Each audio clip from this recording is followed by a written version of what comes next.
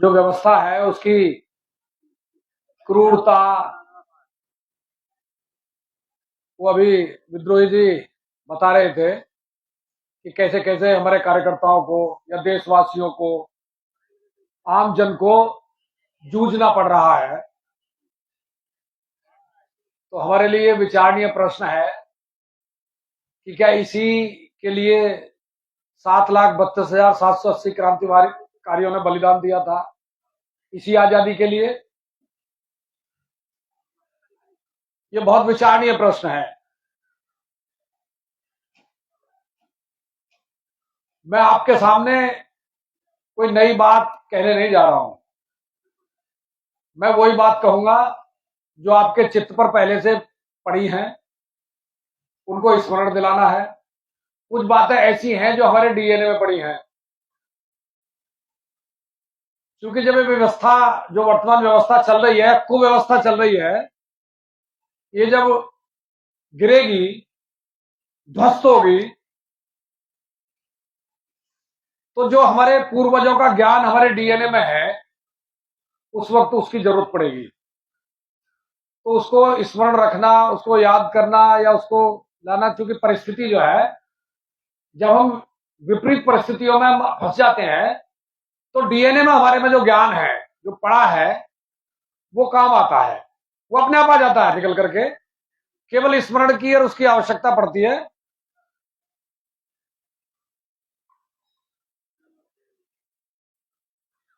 बहुत, मैं गांव का रहने वाला हूं, बहुत सरल भाषा में बात करूंगा।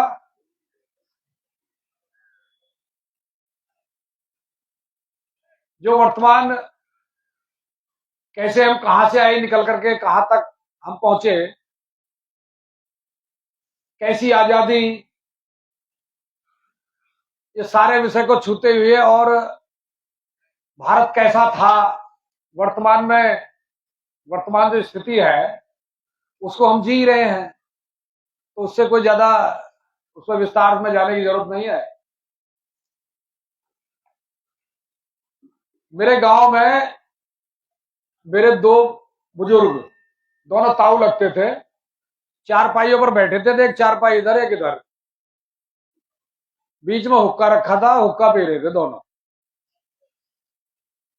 जो वो हुक्का पी रहे थे तो अच्छा, वहां से एक सुरमा बेचने वाला व्यक्ति वो आया और उसने आवाज लगाई, खमीरे वाला सुरमा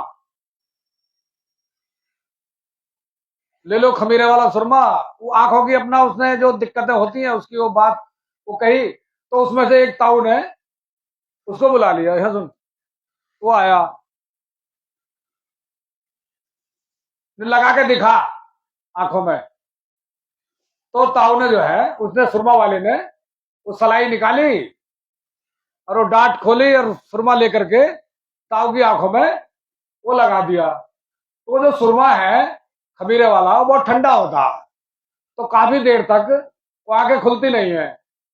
अब जो दूसरी चारपाई पर ताऊ बैठे थे, वो एकदम बोले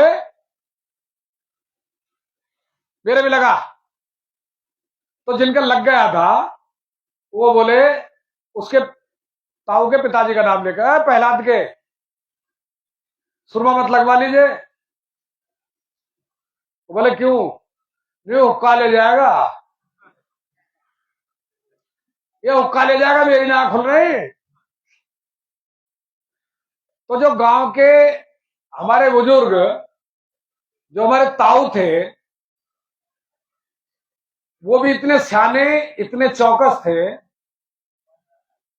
कि अगर मेरे सुरमा लग गया, मेरी नहीं खुल रही, तैने भी अगर लगवा लिया तो तेरी भी नहीं खुलेंगी, और ये हुक्का को ले जाएगा।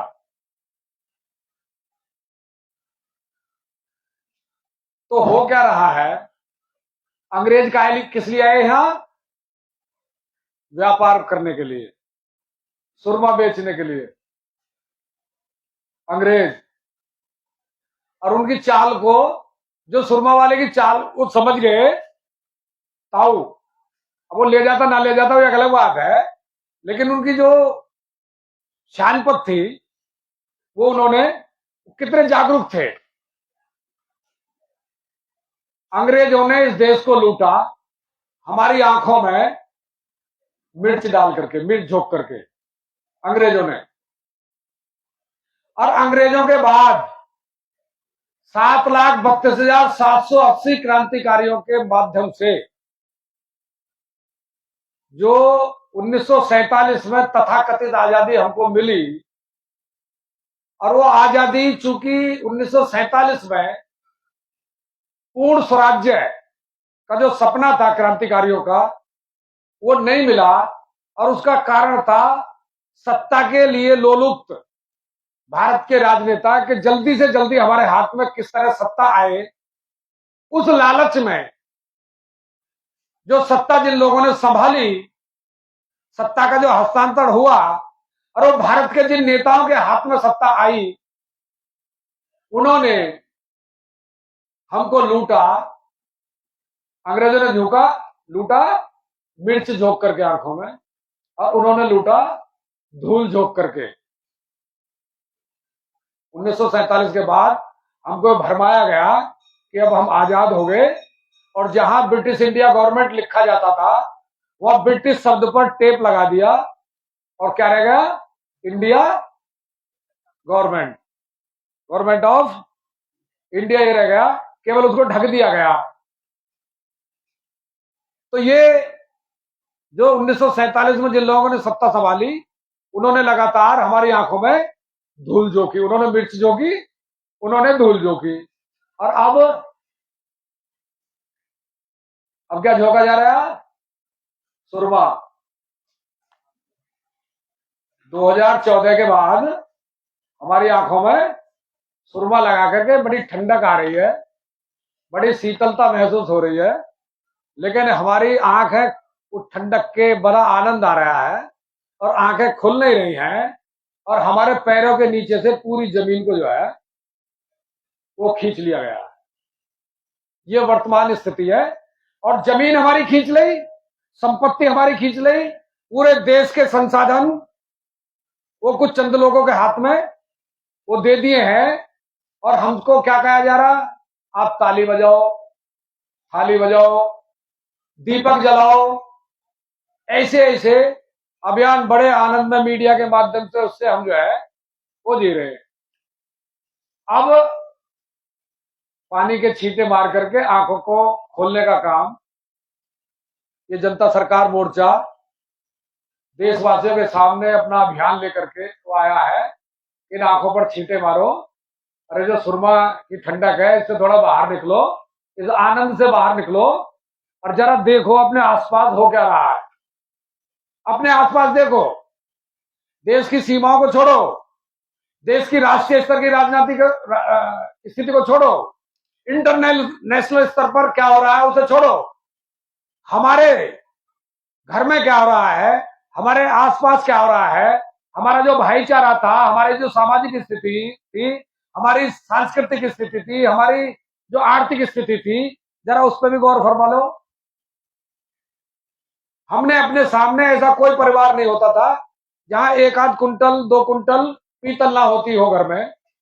हर परिवार में पीतल होता था, तांबा होता था, कांसा होता था, फूल के बर्तन होते थे, ये सारे होते थे हमारे परिवारों में।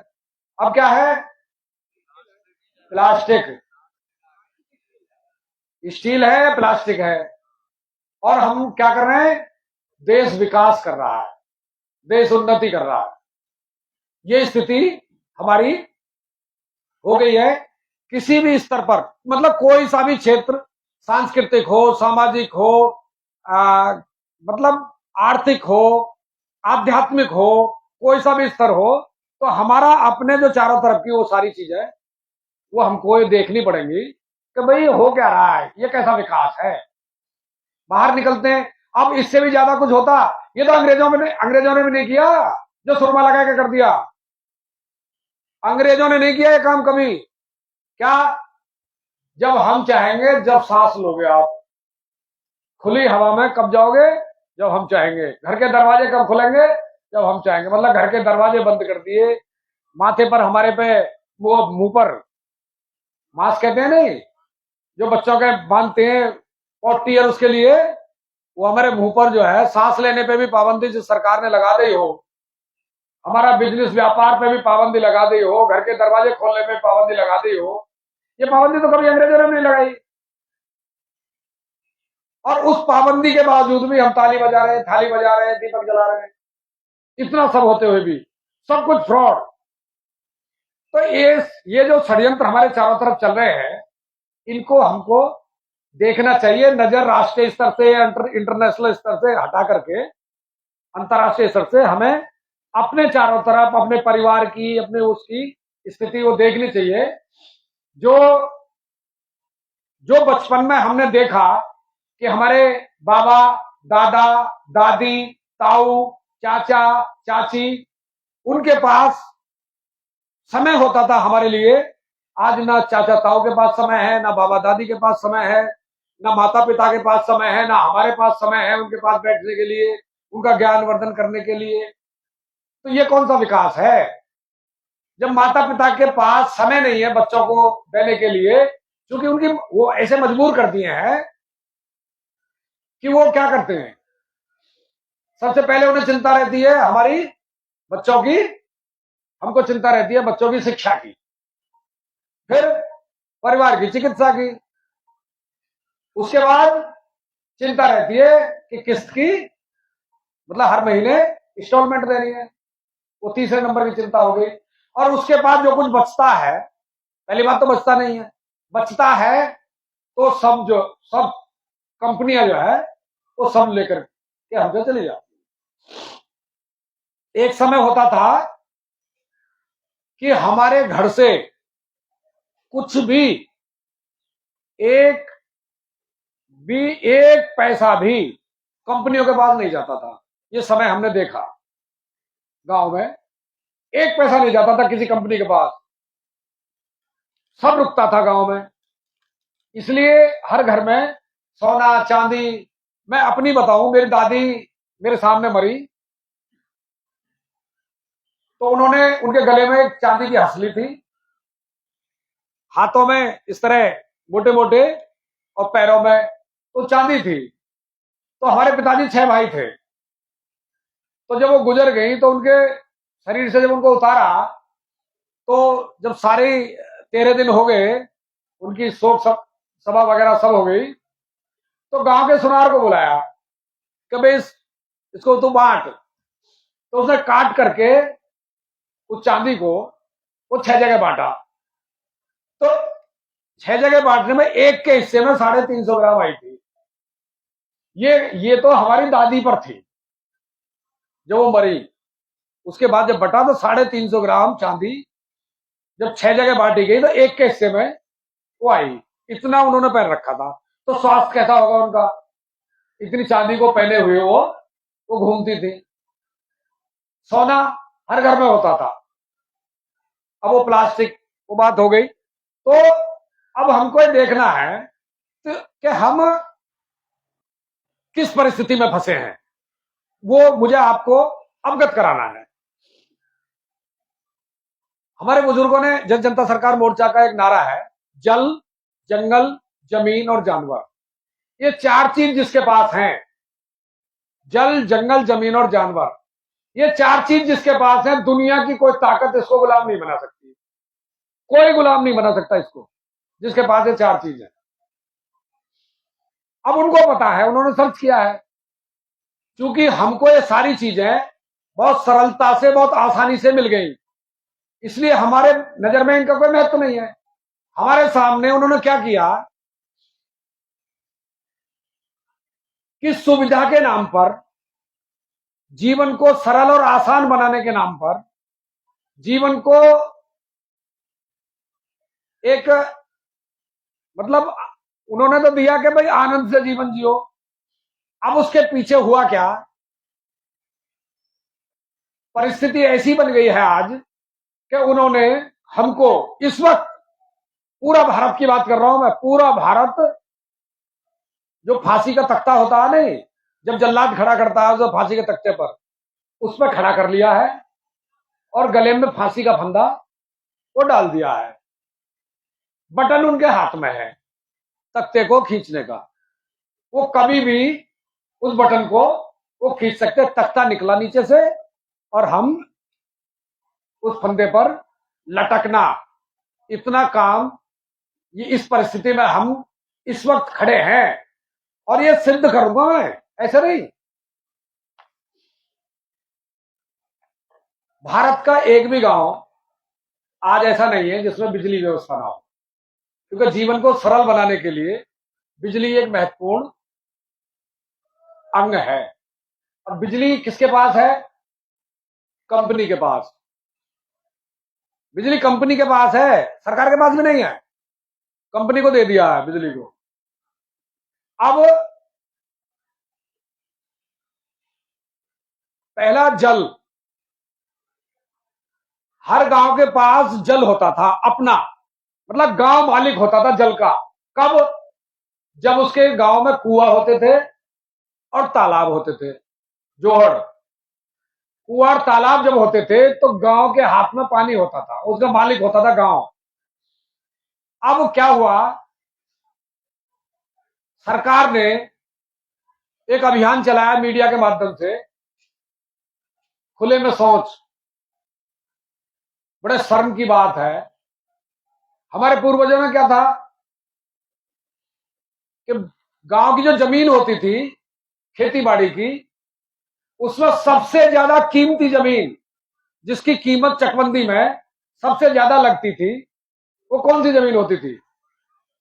उसको घोड़े की जमीन बोलते थे, जो आबादी के बिल्कुल नजदीक होती थी। तो सबसे ज्यादा कीमत क्यों होती थी उसकी? क्योंकि उसमें पूरा गांव शौच के लिए जाता था और बिना किसी लागत के, बिना किसी मेहनत के। गोबर भी होता था, वो भी उठा के डालना पड़ेगा, लेकिन वो अपने आप वहां जा रहा है। शौच करके लोग आते थे 4 घंटा 6 घंटे, ज्यादा से ज्यादा 12 घंटे में वो जो शौच करके आए हैं उसको उस खेत के जीवाणु मिट्टी में कन्वर्ट कर देते थे। 24 घंटे से ज्यादा कभी नहीं लगता था उसको, वो मिट्टी बना देते थे उसको। इसलिए घोड़े की जो मिट्टी होती थी, घोड़े की जो जमीन होती थी, वो सबसे ज्यादा 16 आने की उसकी कीमत लगती थी। अब क्या है, सरकार ने किया भाई खुले में शौच बड़े शर्म का विषय है, तो उन्होंने क्या किया, हमारी जो दिनचर्या थी वो होती थी घर में खाओ और बाहर हगने जाओ। ये नियम था हमारा, जो हमारे पूर्वजों ने हमको दिया। अब क्या है, बाहर खाओ और घर में हगने आओ, उसको उलट दिया। अब क्या हुआ, घर में उन्होंने एक अभियान चलाया, घर घर शौचालय। वो सरकार ने उसके लिए सब्सिडी दी कि भाई सरकार बनवाएगी, खुले में शौच नहीं होना चाहिए। अब हर घर में शौचालय, बड़े गांव गांव में बड़े बड़े स्लोगन लगाए उसके लिए और उस पर नाम लिखवा दिया ग्राम पंचायत के माध्यम से या ब्लॉक के माध्यम से, वो घर घर शौचालय हो गए। शौचालय में सारी चीजें जितनी भी लगी वो सब किसकी लगी? कंपनियों की।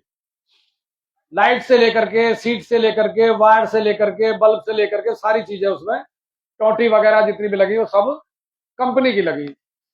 अब उसमें से पाइप निकाला, वो कहां डाल दिया? नाली में। अब जो फ्लश का जो गंदा पानी है वो जा रहा है नाली में, और नाली को लेके जा करके कहां डाल दिया? जोड़ में।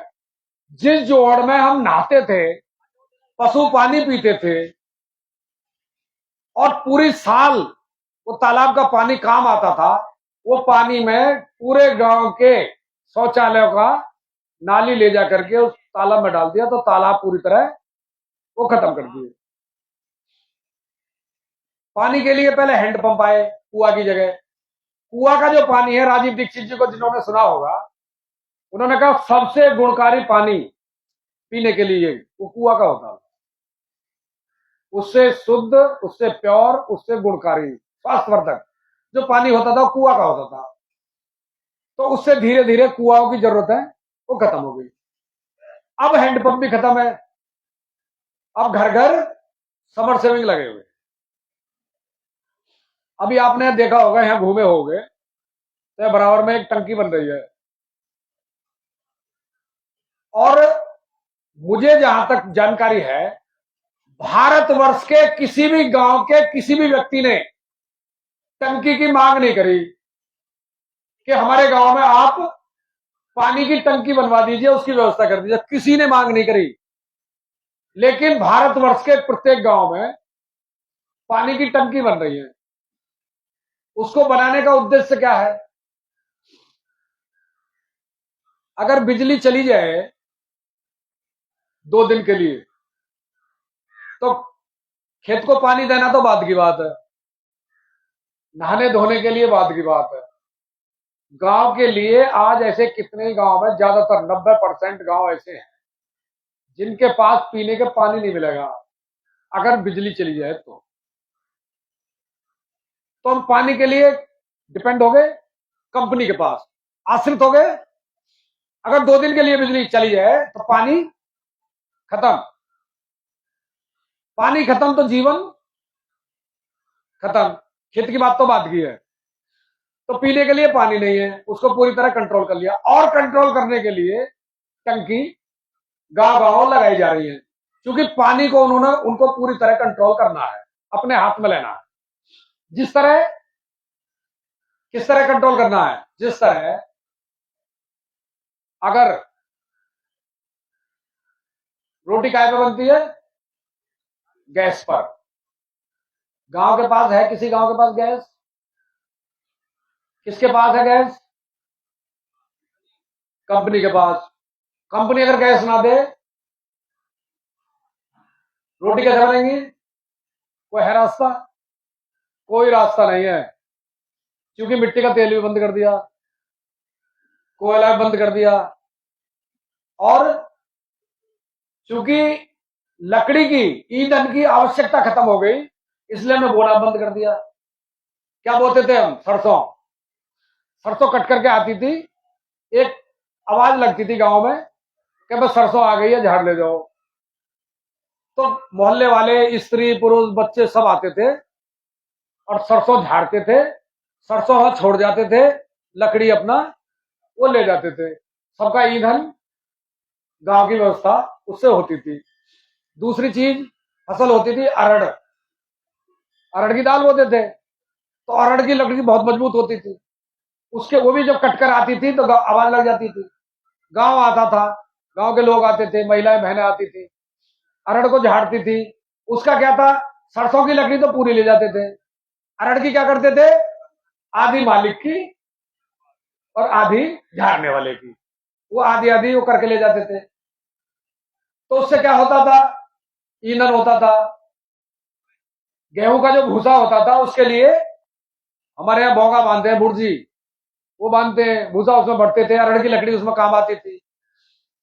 तो मतलब हम स्वावलंबी थे, हम दूसरे पर आश्रित वो नहीं थे। तो पानी पर हम, अब ये टंकी बन रही है, गांव को पानी जाएगा इससे। अब इसके 2 कारण है, यहीं से बंद कर दो पानी। अब इसके 2 काम होंगे कि पानी का मिसयूज हो रहा है, घर घर जो ये समर सेविंग चल रहे हैं, इससे पानी का दुरुपयोग हो रहा है। तो कानून लाया जाएगा, नियम बनाया जाएगा कि ये बैन करे जाएंगे। भाई समर सेविंग घर घर में पूरी तरह पाबंदी हो चुकी होगी, वो पाबंदी लगेगी उन पर, और टंकी से पानी लो। अब टंकी में एक तो एक केमिकल होता है, वो डाला जाता है काय के नाम पर? पानी को साफ करने के नाम पर। हाँ, फ्लोराइड है, क्लोरीन है, वो पानी में डालते हैं।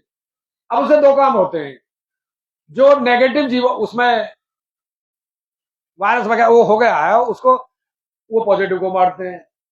दोनों को मारेगा ऐसा तो है नहीं भाई, जो चूज हमारे पशुओं को मारेगी, हम पे भी तो करेगी। तो नेगेटिव पॉजिटिव। अब पानी जिसलिए हमको चाहिए, उसका केवल प्यास बुझाना इसका काम नहीं होता पानी का। पानी के अंदर जो चीजें होती हैं, जो हमारे स्वास्थ्य वर्धन के लिए बहुत जरूरी है, वो उनको मारेगा। और फिर जब उनको काम ही तमाम करना हो, कुछ भी डाल दो, क्या दिक्कत है, क्या प्रॉब्लम है? लगा दो किसी पड़ोसी गांव के नाम, वो करके। या एक बहुत सरल आसान है, हिंदुओं का गांव है तो मुसलमान करके, मुसलमानों का गांव है तो हिंदू करके। अब जो कुछ बच गए उस पानी से, अब वैसे अच्छा, तो एक तो पानी कंट्रोल, हमारा चूल्हा जो है वो पूरी तरह कंट्रोल। अब खेती करते हैं हम, खेती विज्ञान, राजीव भाई ने बताया, विज्ञान सार्वभौमिक, तकनीक लोकल। अब इस देश में जो नेता है उनसे उनसे पूछोगे भाई विज्ञान में तकनीक में क्या अंतर है। जो नेता, मैं उनकी बात कर रहा हूं, जो देश का प्रधानमंत्री है, वो एक पत्रकार का इंटरव्यू में बोल रहा था कि हमने, बारिश का समय था, सुना आपने? बारिश का समय था जब हमको पाकिस्तान को करना था ना, वो जो आतंकवादी ठिकानों पे हमला किया था, तो उसमें नहीं, ऑपरेशन सिंदूर नहीं, पहले हुआ था ये तो। अब उसको जब पहला सर्जिकल स्ट्राइक की थी तो उसमें उन्होंने बोल दिया था कि अच्छा मौसम है, मौसम खराब है, घटा हो रही है, बारिश का समय है, तो हमारे जो जहाज है, लड़ाकू विमान जो जाएंगे वो रडार में नहीं आने के। तो मैं ज्ञान की बता रहा हूं, जो नेता बैठे हैं संसद और विधानसभा में, जो बड़े बड़े, मतलब बड़े बड़े जिम्मेदारी है जिनके पास, उनका इतना ज्ञान है, तो उनको विज्ञान और तकनीक में क्या अंतर है ये नहीं पता, इसलिए सारी समस्या हो रही है। अब राजीव भाई ने कहा विज्ञान सार्वभौमिक होता है, तकनीक लोकल, तकनीक को लोकल ही होना चाहिए, यह स्वावलंबन की प्राथमिकता है। जैसे खेती करनी है हमको, अब खेती करने के लिए हमको अगर फसल बोना है तो हमको खेत की जुताई करनी पड़ेगी। अब खेत की अगर जुताई करनी है, बिना जुताई के तो फसल बो नहीं सकते, तो जुताई जो है वो सार्वभौमिक होना चाहिए। भाई वो तो अमेरिका में आप वो खेत बोगे, खेती करोगे, वहां भी जुताई करनी पड़ेगी, ये विज्ञान है। यहां करोगे तो भी, अफ्रीका में करोगे तो भी खेत को जोतना पड़ेगा, तो यह है विज्ञान। खेती करने के लिए खेत को जोतना ही पड़ेगा, यह विज्ञान है। अब जोतना कैसे है, यह तकनीक है, यह है तकनीक का विषय। जोतना कैसे, खेत जोतना तो पड़ेगा ही, तो वो जो तकनीक है वो लोकल होनी चाहिए। जैसे हमारे यहाँ क्या है, हमारे यहाँ जो हमारे बुजुर्गों ने, महापुरुषों ने जो खेती करने की तकनीक अपनाई, वो लोकल अपनाई। हमारे यहाँ घर की लकड़ी काटी, बढ़ी ने उस लकड़ी से हल बनाया, जुआ बनाए, जोत बनाए, नरसैल बनाई, और लोहा लाए, उससे कुश बनाई, हल में लगाई, सब कुछ बना करके गाय ने बछड़े दिए, वो पाल लिए, उनको हिलाया, वो बैल बन गए। तो बैल घर के, हल घर का, क्योंकि लकड़ी घर की है, सब कुछ घर का होते हुए अपना खेती करते थे, किसी पर आश्रित नहीं थे। आज खेती कैसे होती है? ट्रैक्टर से, ट्रैक्टर कंपनी का। अब ट्रैक्टर चलेगा कैसे? डीजल से, डीजल कंपनी का। किसी गांव के पास नहीं है, किसी गांव के पास ट्रैक्टर की बनाने की वो नहीं है, तो डीजल से चलेगा, डीजल कंपनी के पास है। अब आवागमन के जो साधन थे हमारे, वो क्या थे? या तो पैदल चलते थे, या घोड़ा बग्गी थी, बैलगाड़ी थी, ये आवागमन के साधन थे। रथ होते थे, वो लोकल होते। अब क्या है? Bike, four wheeler. कैसे चलते हैं? फोर व्हीलर कंपनी का, टू व्हीलर कंपनी का, और जो चलते हैं डीजल, पेट्रोल, मोबिल, वो कंपनी का। हमारे पास क्या है? हमारा क्या है? कुछ नहीं। अब खेती उनके हाथ में चली गई। गांव के किसी भी किसान के पास जो खेती करता, एक भी किसान के पास अपना बीज नहीं है। बीज पर कंट्रोल किसका? कंपनी का। जब खेत बोने चलेगा तब दुकान पर जाएगा, जब बीज लेकर आएगा। मेरा गांव मेरा देश, कितना सुंदर वाक्य है। मेरा गांव मेरा देश, लेकिन मेरे गांव में मेरा क्या है? जीरो। मेरे गांव में मेरा कुछ नहीं है। अब मेरा देश, मेरे देश में मेरा क्या है? देश की जो वर्तमान व्यवस्था है कैसे चलती है? इस देश में 1857 में क्रांति हुई। क्यों हुई? क्योंकि अंग्रेज अपनी व्यवस्था भारत पर थोपते जा रहे थे। उसके लिए भारत में क्रांति हुई। क्रांति किसने की? भारत को कंट्रोल कर रहे थे अंग्रेज राजाओं के माध्यम से। लेकिन देश की जो जनता थी, आम जनता, उसको ये उसने भांप लिया, मेरे गांव के दो ताऊओं की तरह, के तो राजाओं के माध्यम से देश पर कब्जा करते जा रहे हैं।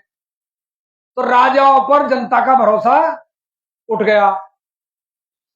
प्रजा ने, फिर देश की जनता ने अपनी व्यवस्था बनाई, कभी इन अंग्रेजों को भगाना, राजाओं के भरोसे नहीं रहना। तो 1857 की क्रांति किसने की? देश की आम जनता ने। 1857 क्रांति आम जनता ने इसलिए की कि हम भारत की भारतीयता को समाप्त नहीं होने देने के अंग्रेजों के माध्यम से। हमको भारत में अगर भारतीयता ना हो फिर भारत कैसा? उसको बचाने के लिए क्रांति हुई थी। तो तमाम अंग्रेजों को यहां से समाप्त कर दिया था पूरी तरह आम जनता ने। तो जब आम जनता ने पूरे जनता को, उन्होंने अंग्रेजों को समाप्त कर दिया, तो इस पर ब्रिटेन में, वहां की संसद में चिंतन हुआ कि भारतवर्ष में हमारी बिना जानकारी के, हमारी बिना गुप्त सूचना पूरी तरह फेल हो गई, ऐसी इतनी बड़ी क्रांति हुई कैसे? इस पर 2-3 महीने ब्रिटिश संसद में चर्चा चली और उस चर्चा में यह निकाला, इतनी बड़ी क्रांति का जो हुआ कि भारत के लोग भारतीयता के खिलाफ किसी भी कार्रवाई को सहन करने को तैयार नहीं है। और ये क्रांति भारत की आम जनता ने की। नहीं भाई, भारत की आम जनता ने इतनी बड़ी क्रांति कैसे कर दी? नहीं, भारत की जो आम जनता है वो आर्थिक रूप से वो इतनी संपन्न और स्वावलंबी है, वो आत्मनिर्भर है। भारत की जनता और आर्थिक रूप से बहुत संपन्न है। उसके नाते उसने ये क्रांति कर दी और पूरे अंग्रेजों को सबको समाप्त कर दिया। तो उन्होंने उसके बाद पूरी रिसर्च करने के बाद उन्होंने कहा कि अब भारत में ईस्ट इंडिया कंपनी का शासन नहीं रहेगा। क्योंकि 1900 ये जो 1857 क्रांति हुई तब तक भारत में ईस्ट इंडिया कंपनी की सरकार चलती थी। अब उन्होंने कहा कि अब भारत में सीधे ब्रिटेन की सरकार होगी। यहां के राजाओं को उन्होंने, पहले ही उनके राजाओं पर कंट्रोल था, उनके माध्यम से, और अब भारत में कानून का राज स्थापित होगा। कानून का राज, ये रणनीति बनाई उन्होंने। और कानून ऐसे बनाओ कि भारत की जनता के पास धन नहीं रहना चाहिए, ऐसे कानून बनाओ। अब उन्होंने कानून बनाए। तो उन्होंने पहला क्या बनाया कि भारत के लोगों के ऊपर टैक्स लगाओ। तो टैक्सेशन सिस्टम बनाया उन्होंने, ब्रिटिश संसद में उसको पास किया भारत के लिए। अब टैक्स का कानून बना दिया। अब भारत के लोगों तो टैक्स वसूलेगा कौन? तो टैक्स को वसूलने के लिए वो एक कानून लेकर है, एक्ट लेकर का है। उस एक्ट का नाम है सिविल सर्विस एक्ट, है नहीं, सिविल सर्विस एक्ट। और उस सिविल सर्विस एक्ट में उन्होंने एक पोस्ट बनाई, उस पोस्ट का नाम है कलेक्टर। कलेक्टर का मतलब है कलेक्ट करना। क्या कलेक्ट करना? टैक्स। जो टैक्सेशन सिस्टम उन्होंने बनाया भारत के ऊपर, भारत के लोगों पर लागू करना और कलेक्टर के माध्यम से उसको कलेक्ट करना, ये सिविल सर्विस एक्ट बनाया उन्होंने टैक्स को कलेक्ट करने के लिए। अब कलेक्टर कैसे टैक्स को कलेक्ट करेगा? उसके लिए पूरा एक उन्होंने पूरा सिस्टम बनाया। अब उसको कलेक्टर को ताकत चाहिए थी, शक्ति चाहिए थी, तभी तो वसूलेगा जबरन। तो फिर उन्होंने क्या बनाया? Indian police act, IPC. और इंडियन पुलिस एक्ट में उन्होंने कानून में, उस एक्ट में प्रावधान कर दिया कि पुलिस को पीटने का अधिकार है किसी भारतीय को। बचाव में किसी भी भारतीय को बचाव में हाथ उठाने का वो अधिकार नहीं है। अगर वो अपने बचाव में पुलिस से पिटाई से बचने के लिए कोई भी इंडियन अगर हाथ उठाता है या लाठी को पकड़ता है तो गैर कानूनी है, उसको अरेस्ट किया जाएगा, उस पर आईपीसी की धारा लगाई जाएगी और उसको जेल भेजा जाएगा। इसलिए पुलिस अगर पीटे तो कोई भारतीय उसकी लाठी को पकड़ ले तो गैर कानूनी है, वो अवैध है। ऐसा कानून आईपीसी में दे करके इंडियन पुलिस एक्ट बना दिया उन्होंने। और वो इंडियन पुलिस, वो पुलिस जो है उन्होंने वो दे दी कलेक्टर के अंडर।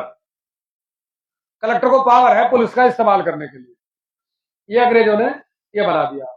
अब चूंकि जेल जाएगा व्यक्ति, कानून का उल्लंघन होगा, तो उसके लिए फिर उन्होंने सीपीसी, सीआरपीसी और ये न्याय, मतलब सारी व्यवस्था उन्होंने वो कर करके और बना करके, और 1860 में यहां उन्होंने वो स्थापित कर दिया।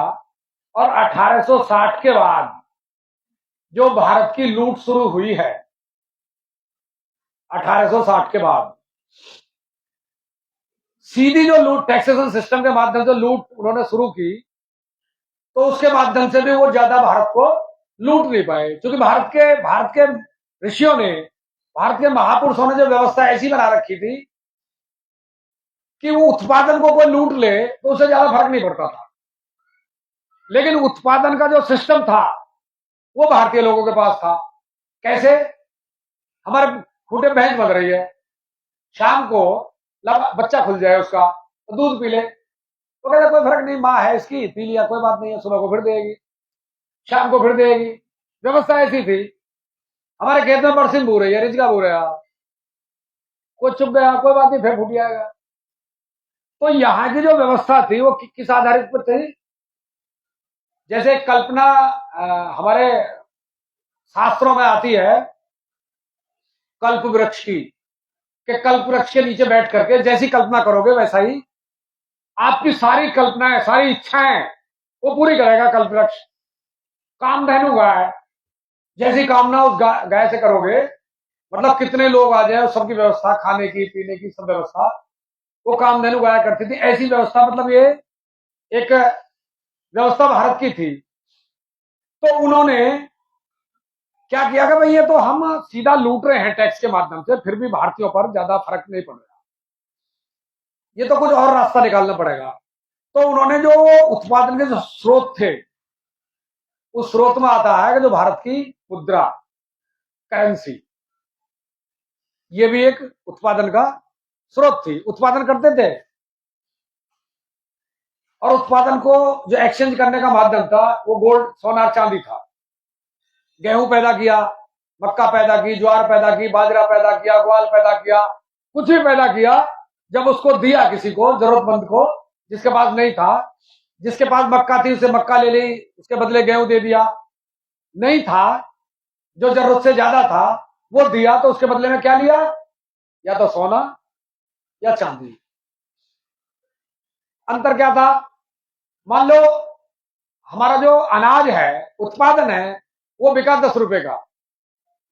अगर 10 रुपए का बिका तो हमको क्या मिलता था उसके बदले? एक सोने की मोहर, ये मिलता था। अगर वो बिका 8 रुपए का तो क्या मिलता था? चांदी के 8 रुपए, मतलब 8 तोला चांदी। 10 रुपए की बिक गई तो हमको मोहर मिल जाती थी, या 10 रुपए मिल जाते थे चांदी के। 10 तोला या तो चांदी मिलती थी या हमको एक मोहर मिल जाती थी सोने की, 1 तोला सोना या 10 तोला चांदी। भारत की जो मुद्रा है, भारत की जो करेंसी है, वो इसी आधार पर चलती थी। तो उन्होंने सोचा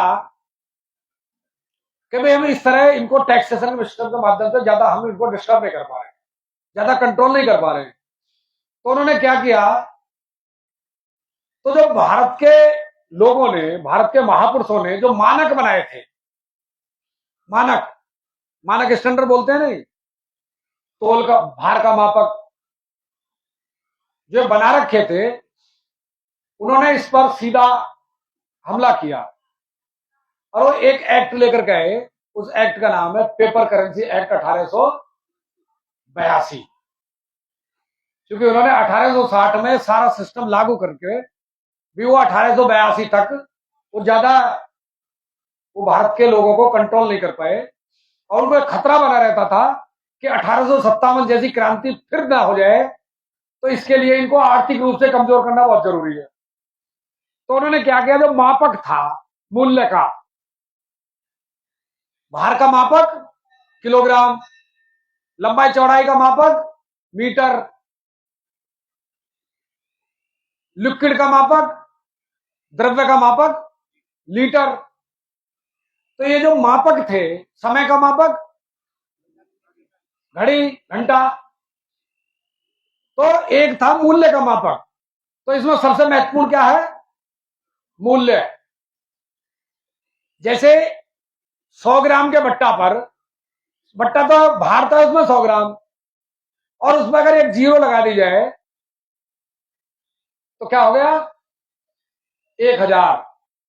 अब हम उसको पढ़ करके, अब हम उसको ये मान लें कि ये 1000 ग्राम का मतलब है 1 किलोग्राम। अब 100 ग्राम भार है उसमें, 100 ग्राम, लेकिन उसमें लिख दिया 1000, तो 1 किलोग्राम थोड़ी हो जाएगा, वो तो 100 ग्राम रहेगा। ठीक इसी तरह उन्होंने पेपर करेंसी एक्ट 1882 ला करके उन्होंने कहा कि भाई जो मोहर है ये 10 रुपए की है। आज के बाद, आज रात को 12 बजे, जैसे शाम को 8 बजे आए और कहा 1000 का और 500 का नोट रात को 12 बजे के बाद लीगल टेंडर नहीं रहेगा। तो ऐसे ही अंग्रेजों ने क्या किया कि आज रात को 12 बजे के बाद जो सोने की मोहर है वो 10 रुपए की नहीं रहेगी। कितने की रहेगी? वो 15 रुपए की हो जाएगी आज रात को 12 बजे के बाद। अब उससे क्या हुआ, मेरे घर पर 300 रुपए रखे थे, 300 सिक्के रखे थे चांदी के। मैं रात को कह रहा हूं घर कि सुबह मैं टकसाल पर जाऊंगा या सुरार के यहां जाऊंगा, मुझे 300 रुपए दे देना, 300 सिक्के जो रखे हैं, और मैं मोहर बदल कर लाऊंगा। तो अगर 10 रुपए की मोहर है तो 300 रुपए में लेके गया तो कितने मोहर आएंगी? 30 मोहर आएंगी। लेकिन वो एक्ट आ गया रात को। अब मैं सुबह जब गया टकसाल पर सिक्कों, चांदी के सिक्कों के बदले मोहर लेने के लिए, तो मुझे अब कितने रुपए में, कितनी मोहर मिली? 20 मोहर। तो 10 गायब हो गई एक ही रात में। तो कितना सोना गायब हो गया? 33%। मतलब एक ही एक्ट में देश के 33% सोने की लूट कर दी उन्होंने, डाका डाल दिया। ये भारत के इतिहास का सबसे बड़ी डकैती थी। और इससे क्या हुआ? 33% सोने की ही लूट नहीं हुई इसमें, भारत के जो लोग उत्पादन करते थे उस उत्पादन की 33% वैल्यू घट गई। इतना बड़ा अत्याचार, इतनी बड़ी लूट, ये 1882 में पेपर करेंसी एक्ट 1882 के माध्यम से उन्होंने वो कर दिया। जबरदस्त जबरदस्त हुआ, बहुत विरोध हुआ, लेकिन वो 1857 जो क्रांति को दबाया गया था, उसमें जो उन्होंने क्रूरता बरती थी वो इतनी जबरदस्त थी कि भारत के लोग उससे उबर नहीं पाए थे तब तक उन्होंने पहाड़ तोड़ दिया। बहुत जबरदस्त विरोध हुआ, तो उन्होंने ये कर दिया कि भाई इसके बाद रुपए का इस मापक का कूटकरण नहीं होगा। ये वो कर दिया उसमें कि यही रहेगा। और वो पेपर करेंसी एक्ट 1882 जो किया वो आज तक वही है। रुपए का मानक वही है, 1 मोहर भाग 15 रुपए। 1 मोहर मतलब 1 तोला सोना, 11.66 ग्राम गोल्ड बराबर 15 रुपए। तो 15 रुपए की भाग जब दी उसमें तो आया 777 मिलीग्राम गोल्ड। तो 1 रुपए का जो मानक अंग्रेजों के कूटकरण के बाद, पेपर करेंसी 1882 के बाद, ये कानून के आधार पर है, सिद्धांत के आधार पर नहीं है, ये आज भी बरकरार है। अब वो कहते हैं कि इसको रिपील कर दिया है, ये कर दिया है, वो कर दिया। कोई रिपील नहीं हुआ है, किसी एक्ट के माध्यम से रिपील नहीं हुआ है। केवल क्या रिपील हुआ तो होता रहा है, जो उन्होंने रुपया बनाया, क्योंकि चांदी का जो सिक्का था वो भी रुपया नहीं था। इसको निकाल देना दिमाग से। चांदी का जो सिक्का था 1 तोले का, वो रुपया नहीं था, वो रुपए का लीगल टेंडर था, रुपए की वैध निविदा थी, रुपया नहीं था वो। लेकिन रुपया क्या है? रुपया है कानून के अनुसार 777 मिलीग्राम गोल्ड, ये रुपया है। क्योंकि जो किलोग्राम का जो बट्टा है लोहे का, वो जो लोहा है, वो जो लोहे की धातु है, वो किलोग्राम नहीं है। किलोग्राम है उसका भार, और वो कितना? 1000 ग्राम, ये है किलोग्राम। अब वो बट्टा किसी भी धातु का हो सकता है, सोने का बना लो, चांदी का बना लो, लकड़ी का बना लो, पत्थर का बना लो, उसको किसी का भी बना लो, उसका भार 1000 ग्राम होना चाहिए, ये मानक है उसका। उससे कोई मतलब नहीं है। ईंट को तोल लो, आलू रख लो, 1000 ग्राम होना चाहिए, ये उसका मानक है। तो वो जो चांदी का सिक्का था वो रुपए का क्या था? लीगल टेंडर, वैध निविदा। लेकिन उसका जो मानक है वो 777 मिलीग्राम गोल्ड है, जो आज भी है, मानक वो है। अब रुपया जो है वो किस धातु का बना है ये मायने नहीं रखता, मायने रखता है उसका मानक। वो कागज का बना लो, लोहे का बना लो, चमड़े का बना लो, किसी का भी बना लो, वो रुपया नहीं है। रुपये का वो तो टेंडर है उसका, वो गोल्ड है। मतलब उसके बदले हमको क्या मिलना चाहिए? 777 मिलीग्राम गोल्ड मिलना चाहिए रुपए के बदले में, ये है रुपया। और रुपया किसी भी वस्तु के मूल्य को निर्धारित करने का मापक है, मतलब बाट है वो रुपया किसी भी वस्तु के मूल्य को। अब रुपया जो है वो बिक्री की चीज नहीं है। भाई दुकानदार के पास आपको सामान लेने जाओ तो उसके यहां तराजू और बाट जो रखे हैं वो बेचने के लिए थोड़े रखे हैं उसने, वो तो तोलने के लिए है, कोई सामान तोल के देगा उससे। तो वो तो तोल के देने के लिए उसने मानक रख रखा है, मापक रख रखा है।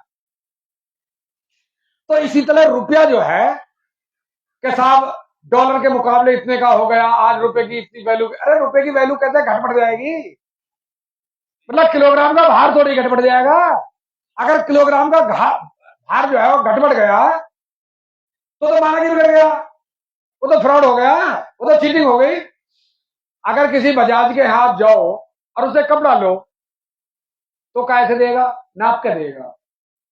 और उसका जो मीटर है वो लोहे का है, वो मीटर लोहे का है, ये मायने नहीं रखता। मायने रखता उसकी जो लंबाई है वो 1000 मिलीमीटर होनी चाहिए। और 1 मिलीमीटर भी कम है और उससे वो कपड़ा दे रहा है, तो हर नाप पर 1 मिलीमीटर की हमारे साथ लूट हो गई, धोखा हो गया, तो चीटिंग हो गई। तो उसको घटाया या बढ़ाया वो नहीं जा सकता, क्योंकि वो मापक है, वो बाट है, उसको घटाया बढ़ाया वो नहीं जा सकता। ये समझने का विषय है। अब हमने किसी के यहां काम किया, हमने काम करने में क्या देते हैं हम? 2 चीज, समय और ऊर्जा। ऊर्जा कहां से आती है? जो खेत में किसान उत्पादन करता है उसको हम खाते हैं, फल के माध्यम से, अनाज के माध्यम से, सब्जी के माध्यम से। उससे क्या, उससे हमको कैलोरी मिलती है, ऊर्जा मिलती है। उसको हमने किसी को दिया, उस ऊर्जा को हमने दिया,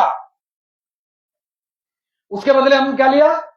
तो हमारी जो ऊर्जा है वो क्या है? वो धन है, क्योंकि ऊर्जा हमने उत्पादन से ली है, अनाज से ली है, फल से ली है, सब्जी से ली है।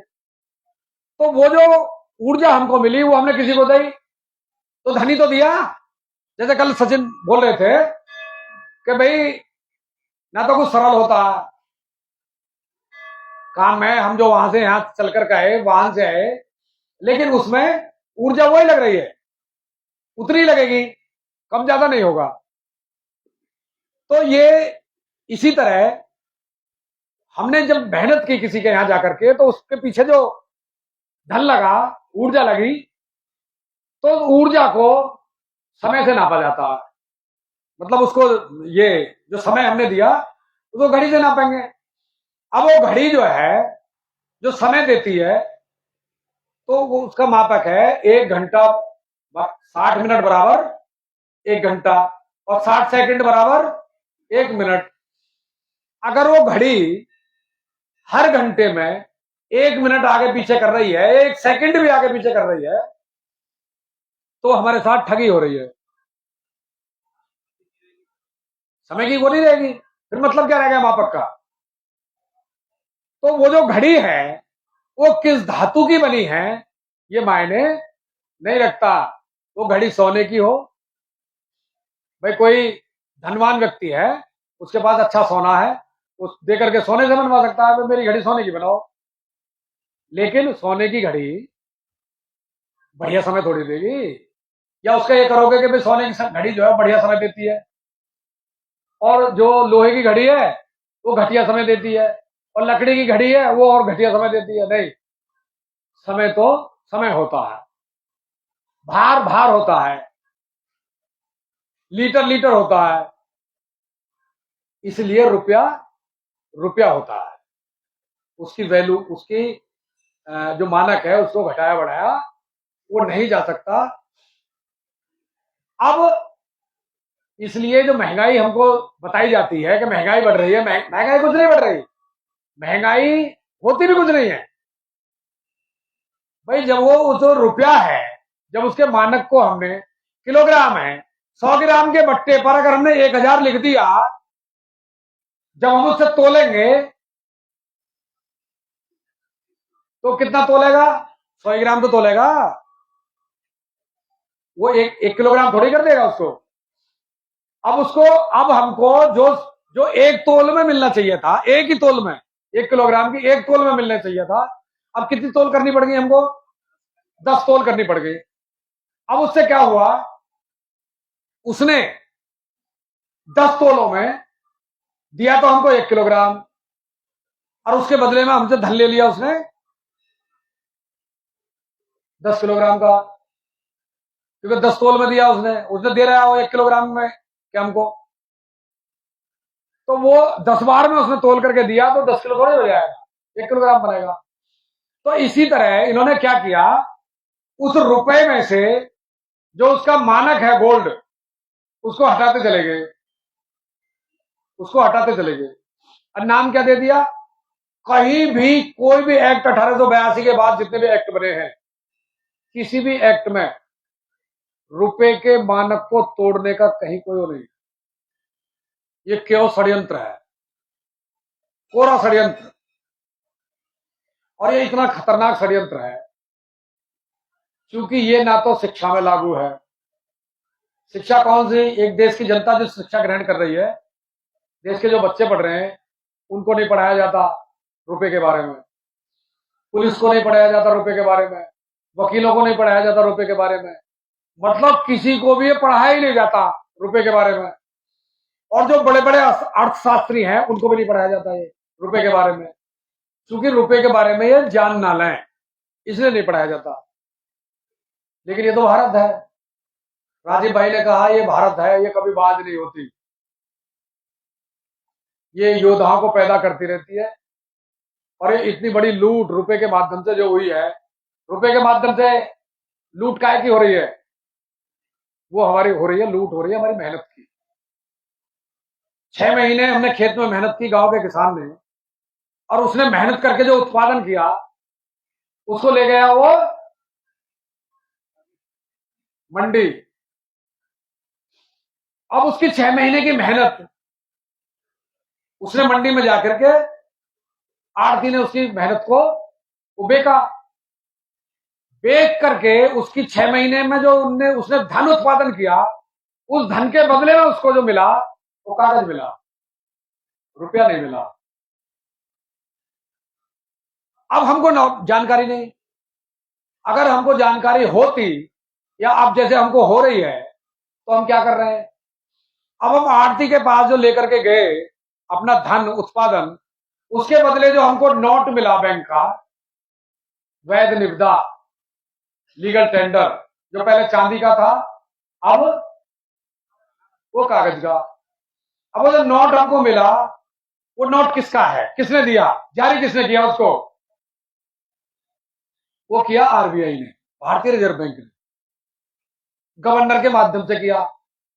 तो आरबीआई का गवर्नर का उस पर एक वचन लिखा हुआ है, वो क्या है, मैं धारक को 100 रुपए जो भी नोट है अदा करने का वचन देता हूं, ये उस पर लिखा हुआ है। अब हमने पढ़ लिया उसको, बहुत से तो पढ़ते भी नहीं है, अब तो नई जो जनरेशन है वो पढ़ती भी नहीं है, क्योंकि अब तो टक से जो है मोबाइल से वो अंकों के माध्यम से करते हैं। अब जिन्होंने पढ़ भी लिया उन्होंने समझा नहीं। अब हमको जो धन के बदले में, अपने उत्पादन के बदले में जो नोट मिला, और उस नोट पे गवर्नर ने वचन दिया है मैं धारक को 100 रुपए अदा करने का वचन देता हूं। अब हमको क्या करना चाहिए, उस नोट को, आड़ती के द्वारा दिए गए नोट को लेकर के बैंक के पास जाना चाहिए कि भाई मैंने 6 महीने कमाया, 6 महीने में मैंने खेत से जो उत्पादन किया या मैंने नौकरी की, मजदूरी की, उसके बदले में जो मुझे नोट मिला वो गवर्नर, रिजर्व बैंक के गवर्नर का वचन है, वचन के अनुसार रुपया देने का वचन है, रुपया देने का वचन देता हूं, वादा करता हूं। अब हमको बैंक के पास जाकर के, चूंकि बैंक रिजर्व बैंक के अंडर काम करता, तो अब मुझे मेरे धन के बदले में जो पर्ची मिली है, जो नोट मिला है, इसके बदले में मुझे मेरा रुपया वापस दे।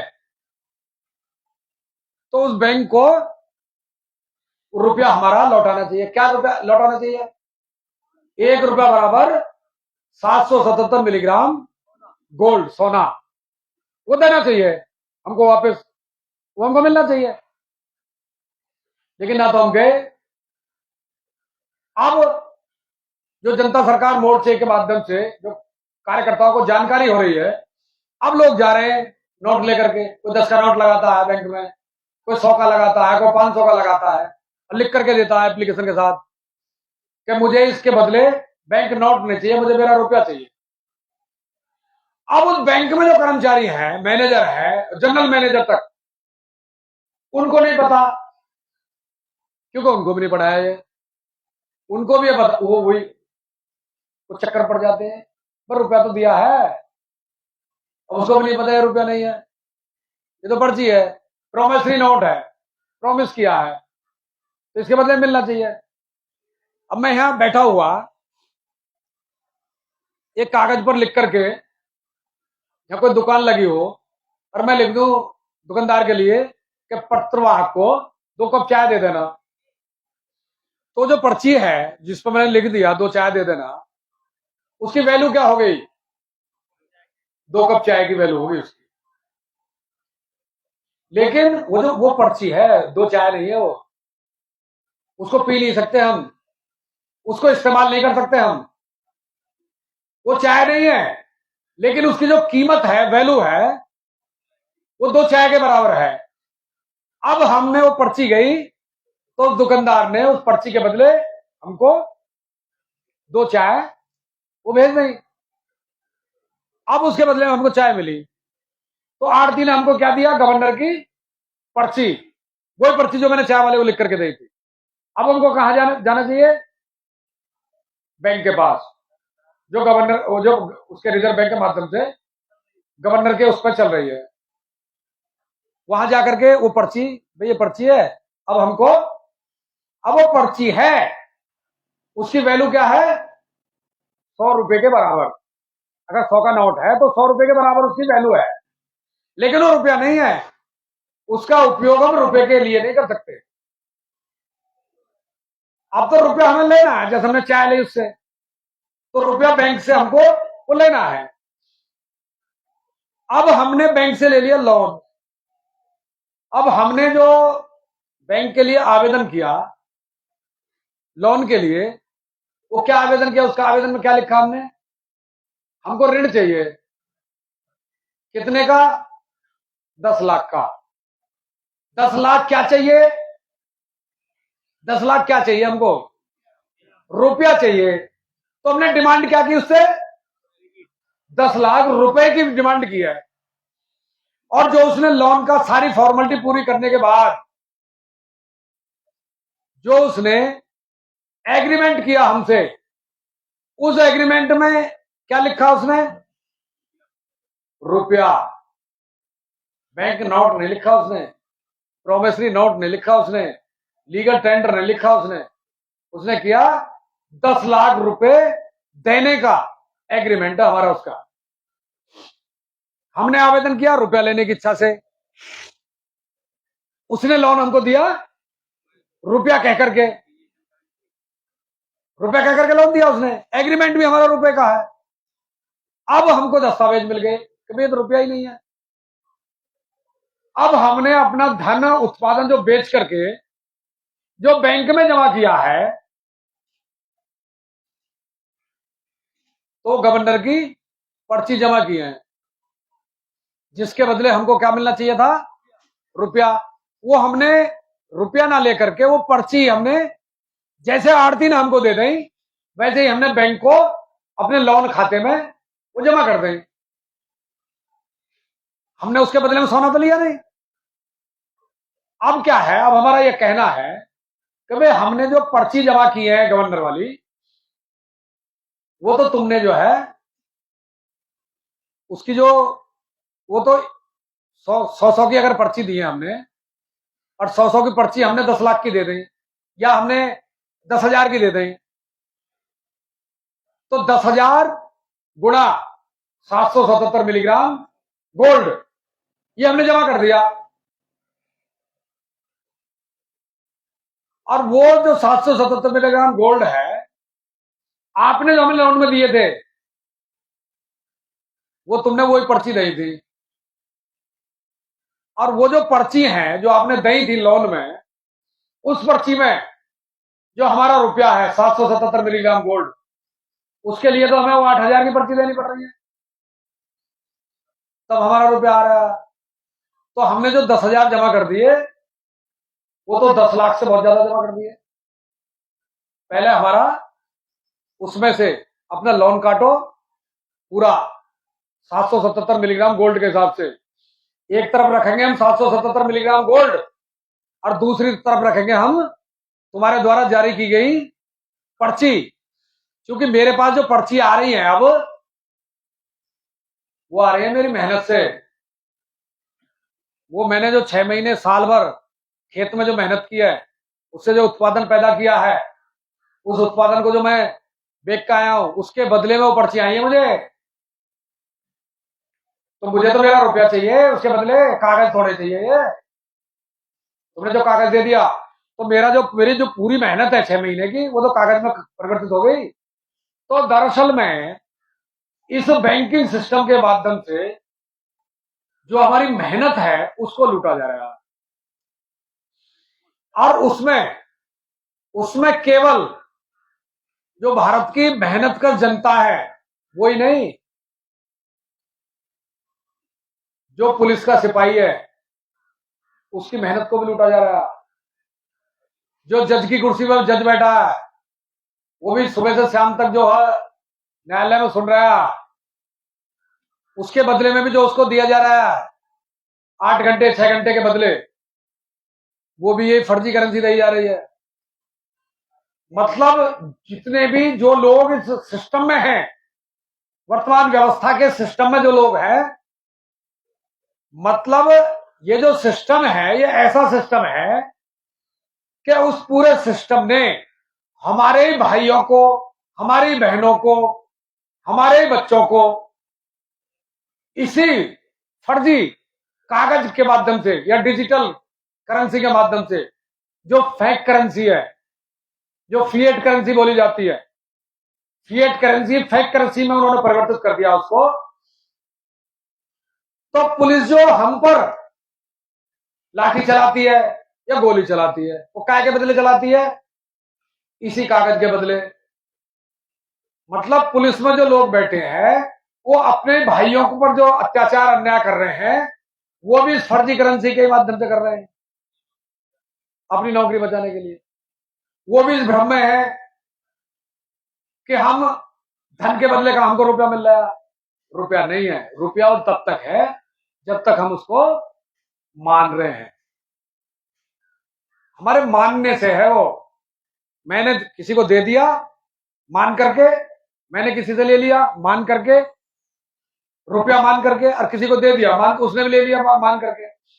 अब इसका कई बार आपने सुना होगा नकली नोट। तो नकली नोट किसको कहते हैं? जो रिजर्व बैंक के द्वारा छपा हुआ नहीं है, रिजर्व बैंक से बाहर छाप लिया है किसी ने, उसको क्या कहते हैं? नकली नोट। और उस नकली नोट को वो देखने में लगता है सेम वैसा ही, लेकिन वो चूंकि रिजर्व बैंक से बाहर छपा है, छपा सेम है, तो उसको हम कहेंगे नकली नोट। कब कहेंगे? और वो हमने जो रिजर्व बैंक के द्वारा छपी हुई 500 के नोटों की गड्डी है उसमें से एक नोट निकालो रिजर्व बैंक का छपा हुआ, और उसमें उस नोट को जो रिजर्व बैंक से बाहर छपा है उसको जोड़ दो उसमें, और उसको हम किसी को हमने गड्डी दे दी, वो उसके साथ वो नोट भी चला गया। कौन सा? जो रिजर्व बैंक ने नहीं छापा था, नकली नहीं, जो रिजर्व बैंक ने नहीं छापा था वो नोट भी चला गया। वो कितने में गया? वो भी 500 में गया। तो वो भी तो 500 में गया जिसको हम नकली बोल रहे हैं। और वो कब तक चलेगा 500 में?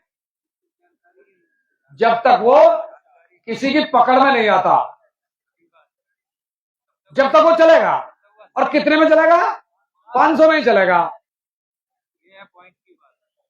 और वो तब तक चलता ही रहेगा जब तक वो पकड़ में नहीं आता। जब किसी को जानकारी हो जाएगी कि ये नोट रिजर्व बैंक से अलग छपा है, अब वो नकली हो गया, अब उसकी कीमत क्या हो गई? अब वो 0 हो गई। अब जनता सरकार मोर्चा के कार्यकर्ताओं को जानकारी हो गई कि रिजर्व बैंक जो नोट छाप रहा है वो सारे नोट नकली हैं। अब उनकी वैल्यू क्या हो गई? 0। अब हम उसको जो हमारा आवेदन जाता है बैंक में लोन के, उसमें चुकता करने के, उसमें आवेदन जो जाता है, उस आवेदन को जाते ही वो नोट लोन में जो दिए गए करेंसी वो नकली सिद्ध हो जाती है। अब वो ना माने, वो बात एक अलग है। अब उस गड्डी में से वो नोट को किसी ने अगर पकड़ लिया और वो कह रहा है कि भाई ये नोट नकली है, लेकिन देने वाला वो ये कहे नहीं नकली नहीं है, असली है, असली है। इसको अगर कहेगा कि ये नकली नोट है तो बैंक वाले नहीं मानेंगे। हम कह रहे हैं कि ये नोट नकली है तो बैंक वाले नहीं मान रहे। मान तो बैंक वाले जो कह रहे हैं कि ये नोट नकली है, आप लेकर के आए हो, तो हमको मानना पड़ेगा, वो नहीं मान रहे। बिल्कुल बिल्कुल।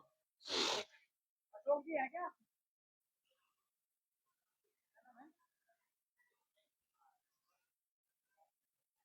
अशोक कुमार सिमरा बहुत नकला।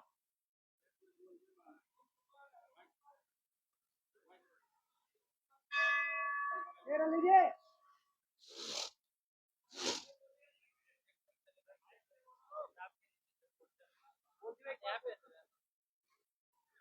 क्या क्या बोलना?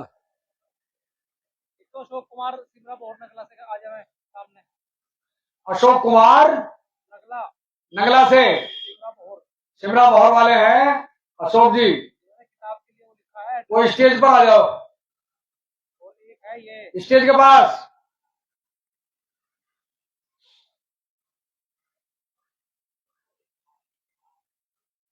आर्यन टिगरी खालसा कुरुक्षेत्र।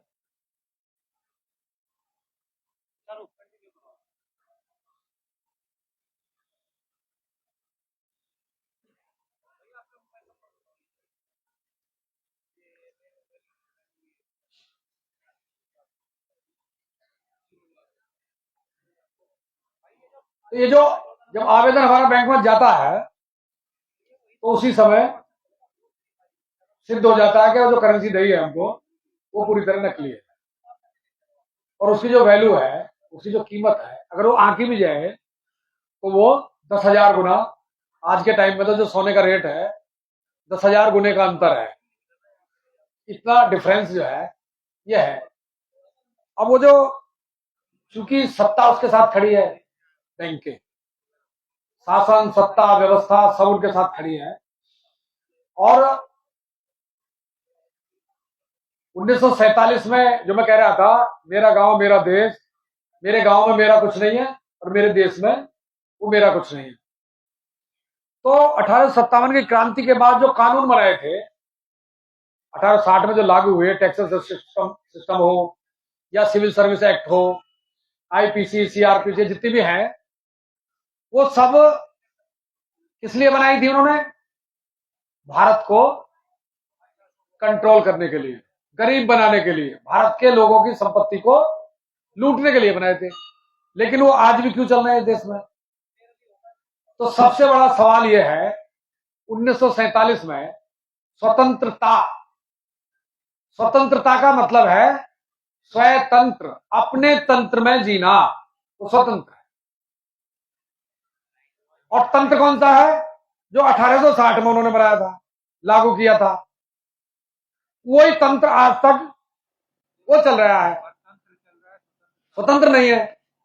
तो ये सबसे पहली बड़ी बात तो ये है कि ये दुनिया का सबसे बड़ा झूठ है कि भारत 1947 में वो आजाद हो गया था। कोई आजाद नहीं हुआ था, वो केवल सत्ता का हस्तांतरण हुआ था। जिस रूल रेगुलेशन के आधार पर अंग्रेज चला रहे थे देश को, उसी आधार पर 1947 से लेकर के आज तक वो बैठा था। अंतिम वायसराय जो लॉर्ड माउंटबेटन था, अंतिम वायसराय, उसने सत्ता का हस्तांतरण किया। जिस कुर्सी पर 14 अगस्त 1947 की रात 12 बजे तक लॉर्ड माउंटबेटन बैठा था, उस कुर्सी पर रात को 12 बजे वो कुर्सी सौंप दी गई जवाहरलाल नेहरू को। तो जवाहरलाल नेहरू कौन हुए? लॉर्ड माउंटबेटन के प्रतिनिधि, उसके प्रतिनिधि हुए। आज लॉर्ड माउंटबेटन के प्रतिनिधि वो नरेंद्र मोदी है। इतना ही परिवर्तन होता आ रहा है, आजादी कोई नहीं आई। अब इसमें भारत,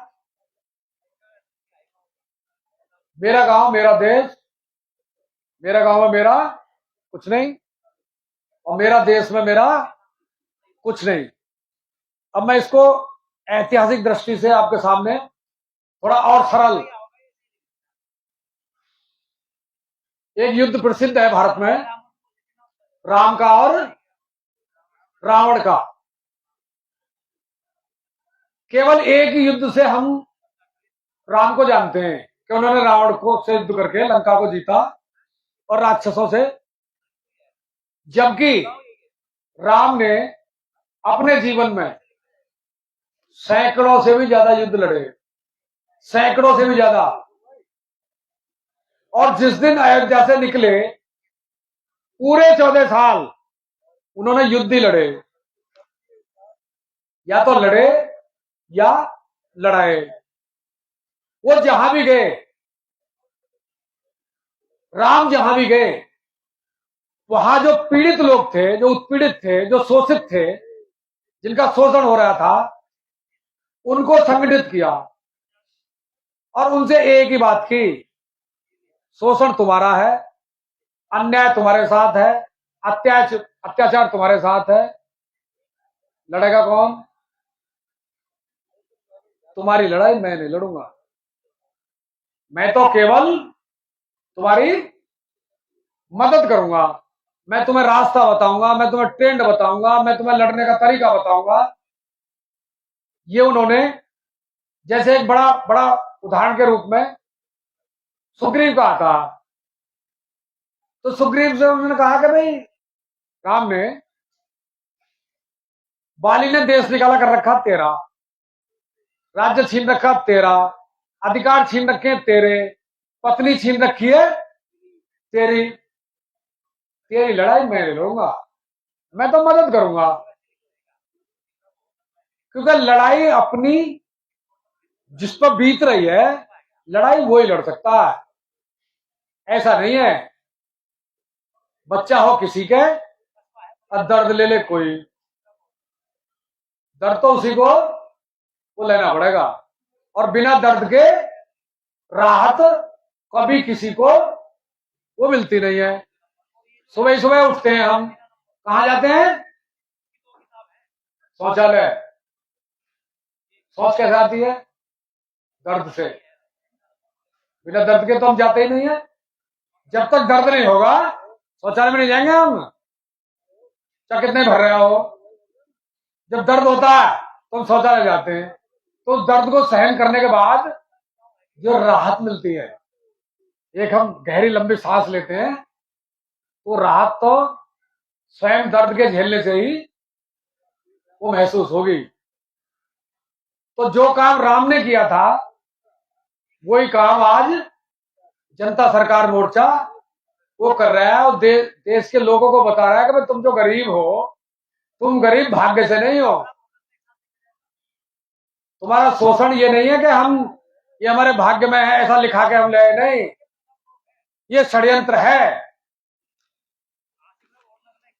भैया इतने लंबे लंबे सवालों का जवाब तो डॉक्टर साहब दे सकते हैं, वो आएंगे, उनको ये तो अलग से मिलना है ना, कोई बात नहीं है, मैं यही हूं।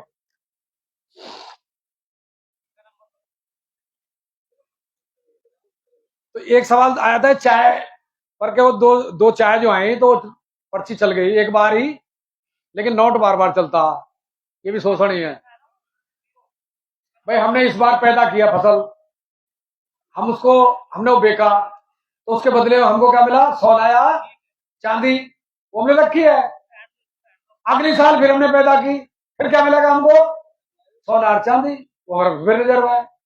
इसलिए राजीव भाई ने एक उदाहरण दिया, अपना नहीं, ये भी समझना बहुत जरूरी है। जो आज की हमारी स्थिति है, भारत कैसा था, इसको भी समझना बहुत जरूरी है। एक अंग्रेज मैकॉले की जो भारत में शिक्षा पद्धति चल रही है, उस मैकॉले का, उसने भारत में मैकॉले जो है अपनी टीम के साथ पूरे भारत में वो 17 साल घूमा। काय के लिए? भारत का अध्ययन करने के लिए। पूरे भारत का भ्रमण किया उसने, गांव शहर कस्बा जो भी उस टाइम थे, नगर वगैरह, सबका अध्ययन किया। और 17 साल अध्ययन करने के बाद वो लंदन गया और लंदन की संसद में उसने एक लंबा चौड़ा भाषण दिया। उस भाषण में क्या कहा उसने कि मैं भारत में 17 साल रहा और पूरे भारत का मैंने भ्रमण किया, अध्ययन किया। 17 साल के भारत भ्रमण में मुझे पूरे भारत में एक भी व्यक्ति गरीब नहीं मिला, एक भी व्यक्ति बेरोजगार नहीं मिला, एक भी व्यक्ति चोर नहीं मिला और एक भी व्यक्ति भिखारी नहीं मिला। और ये कब कह रहा? 2 फरवरी 1835 को। मतलब 2 फरवरी 1835 को भारत में एक भी गरीब नहीं है, एक भी बेरोजगार नहीं है, एक भी चोर नहीं है, एक भी भिखारी नहीं है। ये भारत की स्थिति थी 2 फरवरी 1835 को। ये सब रिकॉर्डेड है। और उसने अगली बात जो कही, अगली बात उसने कही कि भारत के सामान्य से सामान्य परिवार में मैं जब गया तो मैंने सोने और चांदी के सिक्कों के ढेर भारत के परिवारों में ऐसे देखे थे ना, अनाज के। और भारत के लोग कभी गिनते नहीं है उनको, तोल कर रखते हैं। इतना वैभवशाली भारत है, इतना दिव्य भारत है। और ऐसे भारत को गुलाम बनाना कोई साधारण काम नहीं है। ये मैकाले का रिकॉर्डेड भाषण है। तो ऐसा भारत था। ऐसा भारत कब बन सकता? जब हम हर साल उत्पादन करें, उसको बेचें और उसके बदले में सोना चांदी वो लें, तो उससे क्या जाए, हमारे घरों में वो बढ़ता ही जाएगा, बढ़ता ही जाएगा। लेकिन आज क्या है? आज ये जो करेंसी, फिएट करेंसी चल रही है, ये यहां से वहां वो चलती रहती है। तो राम ने अंत में जब रावण का वध कर दिया, रावण का युद्ध हो गया समाप्त, रावण का वध हो गया और लंका को, भारत को राक्षस विहीन कर दिया गया। अब एक प्रसंग आता है, विभीषण आते हैं लक्ष्मण के पास और लक्ष्मण से कहते हैं, भ्राता लक्ष्मण, मैं एक प्रस्ताव लेकर के आया हूं आपके पास। राम से तो मैं कह नहीं सकता, मैं आपके सामने एक प्रस्ताव रख रहा हूं, मेरी तरफ से इस प्रस्ताव को आप राम से कहें। तो लक्ष्मण कहते हैं, बताओ। मेरा यह है कि रावण का, आपने 14 साल आप बन बन भटके हो, बड़ा जीवन कष्ट में बीता है आपके 14 साल, और आपने लंका में सभी राक्षसों का वध कर दिया है, रावण का वध कर दिया है, और लंका आपने रावण के राज्य से, शासन से वो मुक्त वो कर दी है। तो मेरी इच्छा यह है कि अयोध्या में शासन कर रहे हैं भरत, और हनुमान जब संजीवनी बूटी लेकर के आए थे तो उन्होंने अयोध्या का पूरा हाल वो बताया था। तो भरत जो है बहुत अच्छे से शासन अयोध्या का वो कर रहे हैं। भरत और शत्रुघ्न दोनों मिलकर के बहुत अच्छा शासन कर रहे हैं। तो मैं ये चाहता हूं कि आप दोनों भाई लंका का यहां रहें, और जैसा वहां चल रहा है राम राज्य, वैसा ही राम राज्य यहां लंका में स्थापित हो, ताकि लंका की जो जनता है उसको भी राहत और वो भी एक अच्छा जीवन जी सके। ये मेरा प्रस्ताव है। तो लक्ष्मण कहते हैं, तो भैया से बात करनी पड़ेगी। नहीं तो हाँ आप करो। तो लक्ष्मण विभीषण के प्रस्ताव को लेकर के राम के पास जाते हैं और कहते हैं, भैया विभीषण का ये प्रस्ताव है। तो उन्होंने पूरा विभीषण का प्रस्ताव, भेदर पानी दे दीजिए। हाँ गुनगुना पानी। तो राम को पूरा प्रस्ताव बताते हैं कि विभीषण ऐसा चाहते हैं। तो राम लक्ष्मण से कहते हैं, विभीषण ने जो प्रस्ताव रखा है तुम्हारी इसमें क्या राय है? तो लक्ष्मण कहते हैं,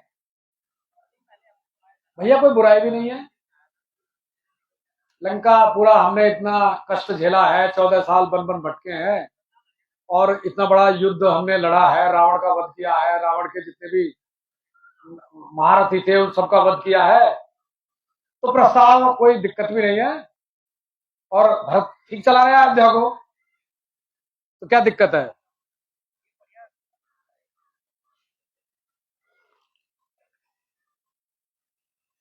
तो राम मुस्कुराते हैं, मुस्कुरा करके बोले,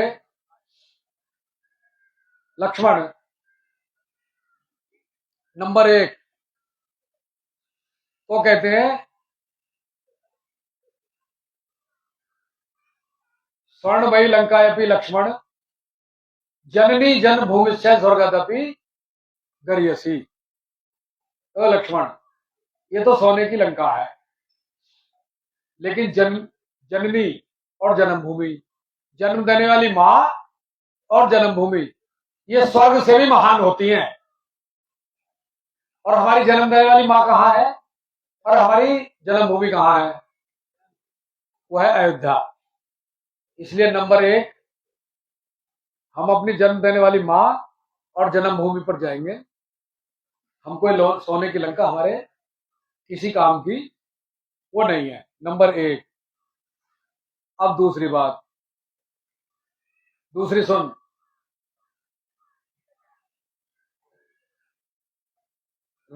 रघुकुल रीत सदा चली आई, प्राण जाए पर वचन न जाई। तुमको एक बात की पता नहीं है, युद्ध शुरू होने से पहले विभीषण का हम राज तिलक कर चुके हैं। हमने तो उसको युद्ध शुरू होने से पहले राजा बना दिया था। हमने तो उसके निर्देश पर, उसके नेतृत्व में इस युद्ध को लड़ा है। राजा तो हम बना चुके उसको पहले ही। तो रघुकुल रीत सदा चली आई, प्राण जाए पर वचन ना जाए। जिसको हमने राज तिलक कर दिया हो उससे हम उसके राज्य को वापस लेंगे? इतने सोच कैसे लिया? जब ये सूचना विभीषण के पास जाती है तो विभीषण बहुत शर्मिंदा होते हैं और वो राम के पास आते हैं और वो कहते हैं, भगवान मुझसे बड़ी गलती हुई इस प्रस्ताव को देकर के, लेकिन मेरे पीछे उसका एक ही भाव था कि लंका में राम राज्य स्थापित हो।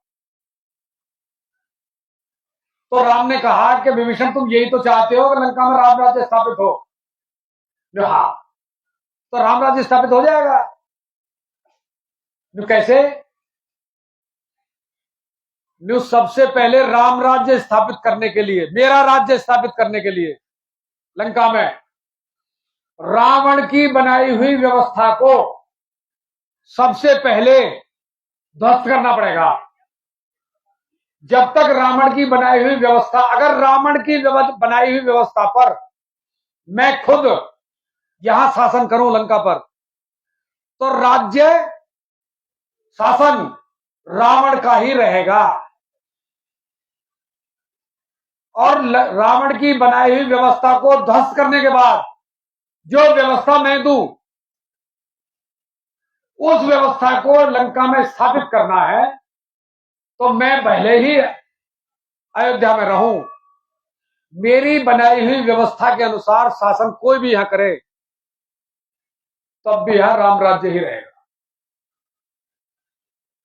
तो 1860 में जो अंग्रेजों ने भारत को व्यवस्था दी, वो भारत को अगले 1000 वर्ष तक गुलाम बना के रखने के लिए और भारत को लूटने के लिए 1860 में व्यवस्था अंग्रेजों ने भारत को दी थी। जिस व्यवस्था के अनुसार भारत आज भी चल रहा है, उस पर, उस शासन व्यवस्था पर, उस सत्ता पर हम किसी को भी बैठाएं, डॉक्टर भलाना को बैठा दो तो भी वही व्यवस्था रहनी है। कोई परिवर्तन राम राज्य की कल्पना भी नहीं की जा सकती। इसलिए राम राज्य स्थापित करने के लिए भारत में सबसे पहले क्या करना पड़ेगा? उस व्यवस्था को जो अंग्रेजों ने बनाई थी, उस व्यवस्था को ध्वस्त करना पड़ेगा। ये काम जनता सरकार मोर्चे का लक्ष्य, टारगेट है। व्यवस्था राम राज्य की जो खड़ी करनी है, वो व्यवस्था पूरी तरह कंप्लीट है, तैयार है। उसके लिए क्या चाहिए? क्या चाहिए? उस व्यवस्था को चलाएगा कौन? लोग, भारत के लोग। कौन लोग? जो भारत को समझते हो,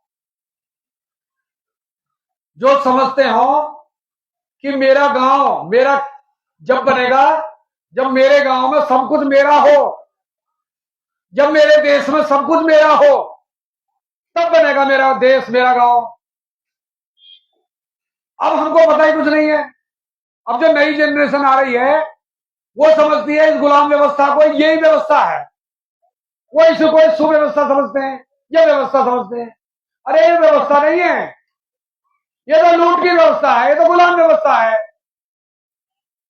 इसको तोड़ना है, और इसको तोड़ने के लिए भी सारे सब कुछ है। इसको तोड़ने के लिए, इसको तोड़ने में बहुत ज्यादा समय नहीं लगेगा। वो तकनीक भी है तब तोड़ने की, जनता सरकार मोर्चे के पास है। हथियार भी है, तकनीक भी है, हथियार भी है। क्या नहीं है? लोग नहीं है। तो लोगों को तैयार करने का काम जनता सरकार मोर्चा वो कर रहा है। वो क्या काम है? वो एक ही काम है, जहां जिस जगह मैं बैठा हूं, उस जगह पर सामने बैठे लोगों में से जितनी जल्दी वहां से निकलकर यहां आ जाएंगे, उतनी ही जल्दी व्यवस्था बदल जाएगी। ये बोलने वाले लोग, जो मैं बोल रहा हूं, ये बोलने वाले लोग वहां से निकलकर जितनी जल्दी यहां आते रहेंगे, उतनी ही जल्दी ये व्यवस्था बदल जाएगी। तो हम जो यहां बैठे हैं, वो केवल सुनने के लिए नहीं, ना सीखने के लिए। हम जो जनता सरकार मोर्चे की ट्रेनिंगों में आते हैं, वो ना तो हमको सीखने के लिए आते,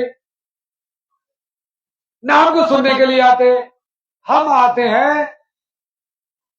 लोगों को हम ऐसे सुने कि हमको किसी को सुनाना है, हम ऐसे सीखें कि हमको किसी को सिखाना है, हम सिखा सकें। मतलब हमको नॉलेज नहीं चाहिए, हमको जानकारी नहीं चाहिए। हमको क्या चाहिए? हमको ज्ञान चाहिए। नॉलेज और जानकारी ये तो हमको मोबाइल से मिल जाती है, खूब बहुत तरह से खूब मिलता है। सारे समय को, जो समय हमारा समाज को मिलना चाहिए, जो समय हमारे देश को मिलना चाहिए, जो समय मेरे गांव को मिलना चाहिए, जो समय मेरे परिवार को मिलना चाहिए, मेरी संतान को मिलना चाहिए, मेरी पत्नी को मिलना चाहिए, वो समय कहां जा रहा है मेरा? केवल बौद्रेशन इकट्ठा करने पर, मोबाइल में, टीवी में, वहां लग रहा है मेरा समय। और वहां से कोरा क्या मिलता है? वहां से केवल जानकारी मिलती है, बौद्रेशन मिलता है। हमको जानकारी मिल गई। क्या जानकारी मिल गई? कि भारत, अमेरिका का तीसरा राष्ट्रपति इब्राहिम लिंकन था, चौथा राष्ट्रपति फलाना था, या आज का राष्ट्रपति बिल्कुल वो है फलाना। ये जानकारी होगी मुझको। क्या करूं मैं इसका? सब्जी वाला सब्जी देगा, उसको मैं बताऊं जाकर के? तो ज्ञान में, जानकारी में, नॉलेज में, इसको समझना बहुत जरूरी है। ज्ञान, ज्ञान क्या है? बचपन में हमने साइकिल चलाना सीख लिया, वो क्या है? वो ज्ञान है। वो हमको यहां से वहां ले जाएगा। वो ज्ञान है जो हमारे काम आता हो, जो हमारे जीवन में उपयोगी हो। उस ज्ञान का हम क्या करें? जो जो ना तो जिसको, अगर हमको वो जानकारी होगी ऐसी गलत गलत घटना हो गई, अब उस घटना को ना तो हम रोक सकते हैं। जिसके साथ अन्याय हुआ, उस अन्याय को हम रोक नहीं सकते, बचा नहीं सकते। उसमें कोई हमारे पार्टिसिपेट नहीं है, कोई भूमिका नहीं है। उस ज्ञान का, उस नॉलेज का क्या करें हम? उस जानकारी का करें क्या? ज्ञान वो है कि मैं स्वस्थ जीवन कैसे जीऊं, ये है। तो वो ज्ञान क्या है? अब मैं ज्ञान आपको देने लगूं, सुबह से लेकर शाम तक भोजन ऐसे ऐसे बनता है, ऐसे ऐसे खेत में उगता है, ये मसाले पड़ते हैं, ऐसे कुकर की सीटी लगती है, उसमें ऐसी खुशबू आती है, ये निकलता है, फिर उसको प्लेटों में, थाली में, कटोरियों में ऐसे परोसा जाता है, ऐसे चम्मच लगाई जाती है, उसके पूछे धनिया मुड़का जाता है, उसके ऊपर नींबू डाला जाता है। ये मैं सुबह से लेकर शाम तक दूं, क्या मिलेगा आपको? जानकारी मिल गई। केवल क्या मिलेगा? हाँ, आप भी ताली बजाओगे, कितनी नॉलेज है, सिसोदिया जी को कितना क्या, कितनी नॉलेज है, कितनी जानकारी है, हाँ शाबाश, मुंह में पानी आ जाएगा ज्यादा से ज्यादा। सर, भोजन की पूर्ति हो जाए क्या? एक यहाँ व्याख्यान नहीं दे रहा, उधर चुप लग रहे हैं, बिना बोले वो काम कर रहे हैं, पर्ची आएगी एक, भोजन तैयार है, बोले तो नहीं वो। बहुत सौ को तो जाते समय तक पता नहीं पड़ेगा भोजन बना कौन गया, भोजन के पीछे कितनी ताकत लग रही है, कितने लोग लग रहे हैं, हमको पता भी नहीं चलने का। और वो लग रहे हैं, वो खिला देते हैं, वो संतुष्टि मिलती है, उसे ऊर्जा मिलेगी हमको, वो काम आने वाली चीज है हमारे। वो अपने वो छोड़ रखी है, कोई पता नहीं है हमको, क्या लग रहे हैं जानकारी इकट्ठी कर रहे हैं। अरे क्या, अब मैंने कहीं जानकारी इकट्ठी कर ली, मैंने आपको सुना दी, क्या हुआ उसका?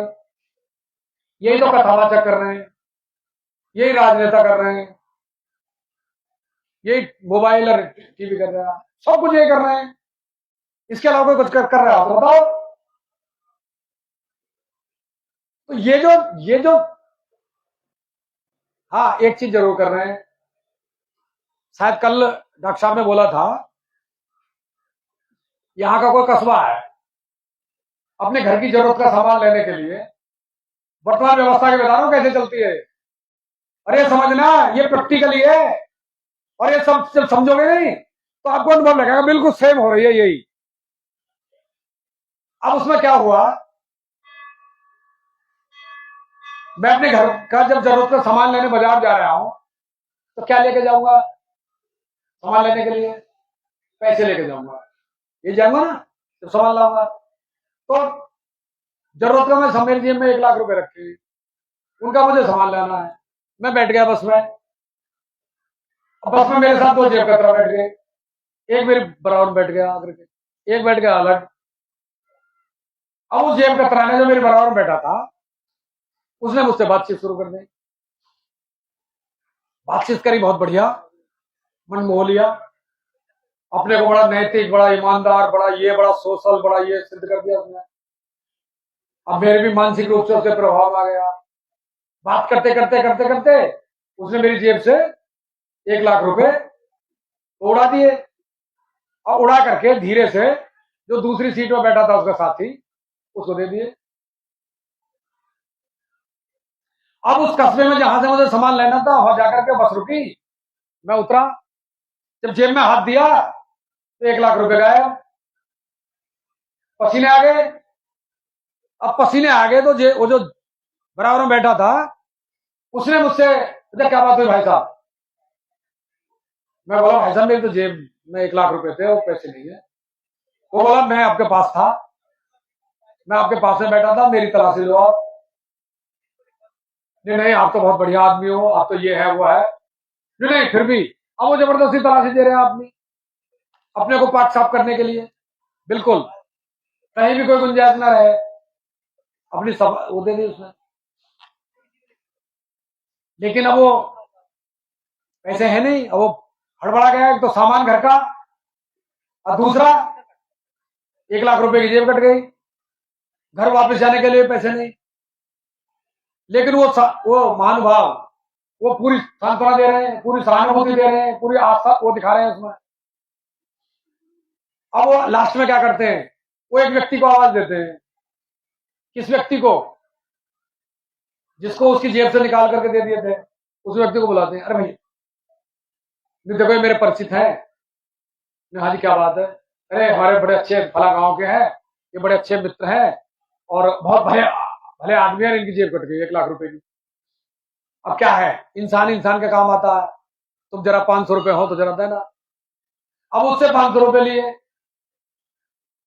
500 रुपए लेकर के उससे उसके लिए, भाई साहब देखो मैं और तो कुछ कर नहीं सकता, ये मेरे परिचित हैं, कम से कम आप घर तो चले जाओगे तो 500 रुपए रखो, और इंसान इंसान काम आता है, ऐसी कोई बात नहीं है, और कभी जीवन में तुम तो बन जाए तो दे देना, ना बने तो कोई बात नहीं, मैं दे दूंगा। अब 500 रुपए दे दिए। अब मेरा आपसे सवाल है, अब